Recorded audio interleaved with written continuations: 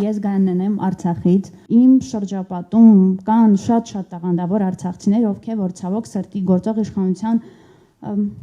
չգործողությունների պատճառով, այդպես ասեմ, տեղափոխվում են,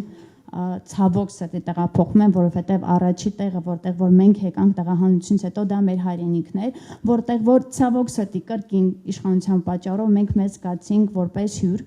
Հիմա հարցս հետևյալն է, ես գիտեմ, մենք ունենալու ենք 300,000 աշխատատեղ, մենք ունենալու ենք բնակարանային ծրագիր,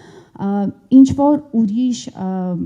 պլաններ արցախցիների հետ կապված, ես ուզում եմ, որպեսզի իրոք մենք արժանապատիվ դեր ունենանք մեր հայրենիքում, այսինքն ուսուցիչները չգնան ժենգյալով հաց թխելու։ Ինչ վերաբերում է արցախահայությանը, եթե դուք Արցախից եք, երևի դուք կհաստատեք, որ ես միշտ եղել եմ Արցախի կողքին։ Ես Արցախին ամենաշատ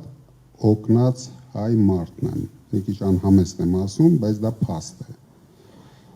Ու երկրորդ, երրորդ տեղերը չկա։ Ես միշտ փորձել եմ արցախահայության կոմֆորտը ապահովեմ Արցախում։ Իսկ դա նշանակում է, որ ես ոչ մի բան չեմ մոռացել։ Մենք ունենալու ենք համապարփակ ծրագիր արցախահայության համար։ Ես շատ լավ գիտեմ արցախահայության տաղանդները, բնավորությունները, ընտունակությունները, պայքարող տեսակը, դրա համար ինձ շատ հեշտ է լինելու։ Բոլոր դեպքերում Արցախը հանձնած ղեկավարին անհնար է արցախահայության համար ինչ-որ բան անել, որովհետև ոչ արցախահայությունն է իրեն ընդունելու, ոչ էլ ինքն է ընդունում արցախահայությանը, եթե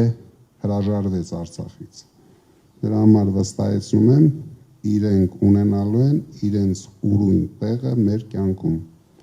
Ու ամեն ինչ անելու ենք, որ իրենք ստանան վերադառնալու իրավունքը Արցախ։ Ով կուզի վերադառնա, կվերադառնա, ով կուզի ապրի Հայաստանում, կապրեն Հայաստանում, բայց բարվոք կյանքով։